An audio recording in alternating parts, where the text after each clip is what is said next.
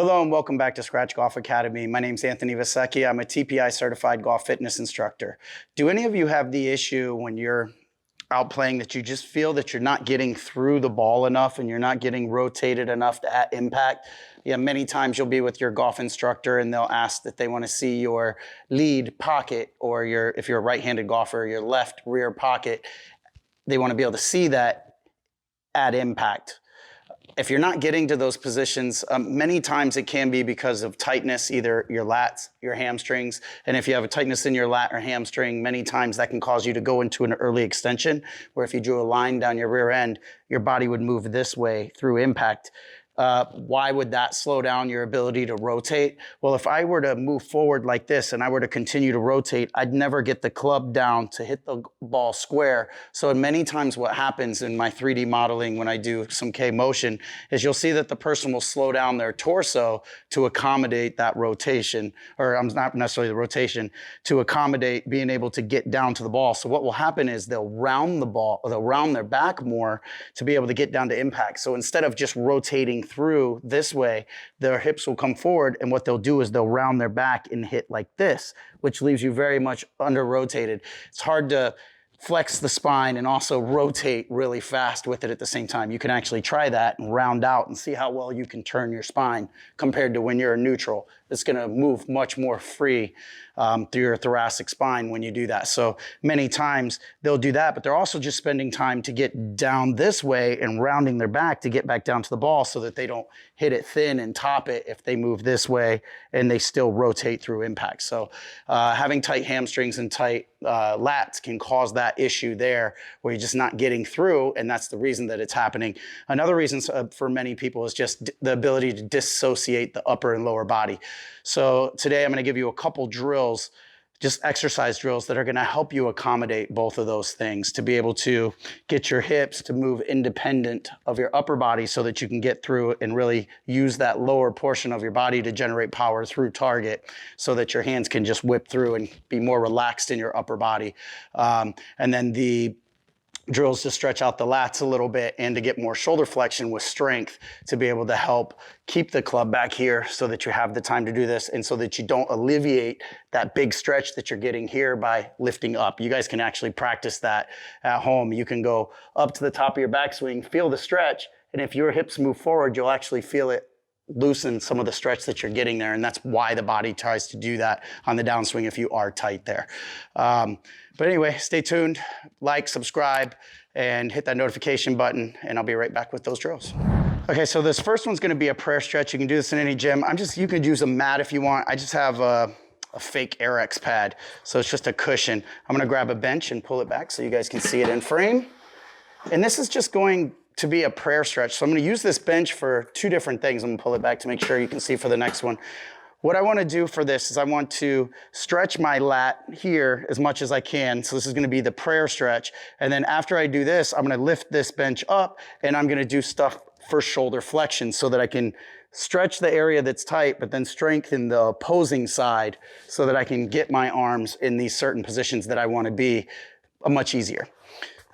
So the first one, prayer stretch, I'm gonna put this on the floor, I'm gonna get on my knees. If you're somebody that does have knee replacements, that's why I suggest using like an Airex pad. It's way more cushion than just using a pad or a rollout mat that you'd get at a gym. Hands will go on this way, and you're just going to drop down in this position.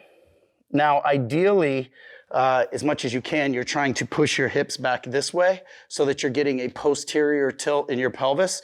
The reason you wanna do that is the lat will attach here, run down your side, attach the fascia, and that attaches to your hip. So if you arch your back, it's actually gonna shorten the lat muscle. So we wanna be able to get all the way down. So we're gonna go all the way down, and we're gonna hold this for about 30 seconds.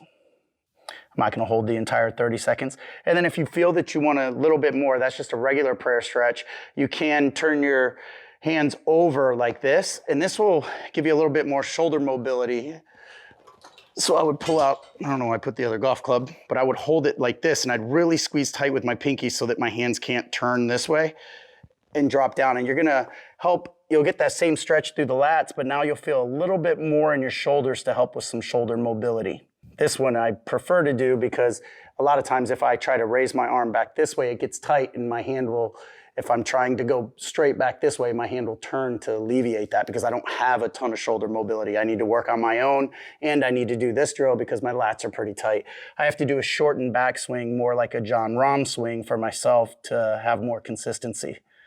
If I take it too far back, then I too end up in that early extension because my lats just are way too tight. A way to test for your lats, I'm gonna show you this test real quick to see if your lats are tight. You wanna get against a wall, I'm just going against my screen here, and you wanna push your lower back into the wall. So I have my feet out away from the wall to help me with that, because if you stand up straight, you tend to lower back arches a little more. So I'm gonna get down in this position. I'm gonna keep my arms perfectly straight, and I fail this, so you guys are gonna see that I do need to do that stretch a lot more. Arms stay locked, and you try to touch the wall without your back arching. If my back arches, I can touch. So you gotta make sure that your lumbar spine is touching the wall at all times, and you're gonna try to touch like this. I can touch the net, but there is about, that much space behind there that I need to go back further to get to the wall. So I'm a little tight there. So I do this drill. So that was the prayer stretch. Now we're gonna go into eye raises, and I use this more for shoulder flexion. And you don't need a lot of weight. For this, I don't know, just for me, for demonstration, I'm gonna use these 3s. I wouldn't go personally heavier than 8s. For this, it's more about how far you can get it, not how much weight you're lifting. So I would be in this position. I'm gonna try not to squish the mic here. Straight arms again, and what we did against the wall right there, I'm just gonna do here. So I would raise about 10 to 15 of these, as high as I can go. I don't want to see you bending your elbows and do it. The point is, we want to see this part of the arm raise. How far you get the weight means nothing. It matters how far your humerus, or this section of your arm, is raising, because that's what the lat attaches to. And then that's what your deltoids attach to for the opposing side. So 10 to 15. Once you finish that, drop it back down. Get back in this stretch again. So then you would go back into your stretch. And we're gonna do it 3 times. So drop back in, stretch out the lats, get back up, grab those eye raises. So you're stretching this side, training the opposing side. Now, I'm gonna move this out of the way so you guys can see my feet.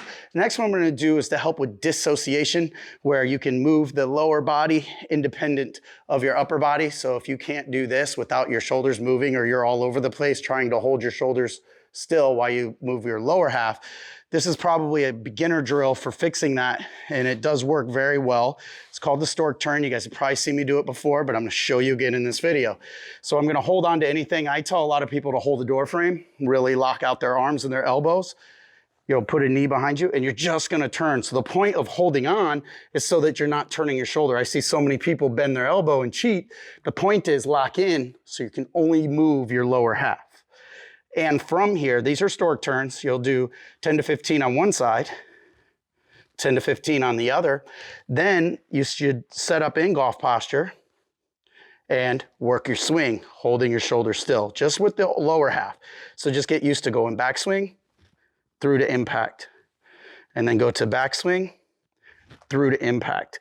Okay, and now you can get used to just keeping, some people will get into hip hikes and move this way through impact. You can get used to just keeping that straight line through the target. I tell a lot of people when they're doing this drill, take this trail knee and replace where the front knee was. So when you move, you're trying to push it to where it was instead of coming around that way. So this is a good drill for that. So you're just gonna lock in and practice your swing. Backswing through to impact. Okay, so it's gonna start getting you used to keeping your hips going straight through towards the target instead of moving in different directions. If you want to, you can take your bag, put it right behind your rear end about 1 inch away. That way you can feel your right cheek hit it and then your left cheek hit it. I'll actually show you that so you can move it in. And this is also gonna help you get used to having that feel in your lower body without getting into that early extension. So you would set up, go back just to where you touch, but then come away so you have about 1 inch. And then we're gonna go right cheek, left cheek through, okay?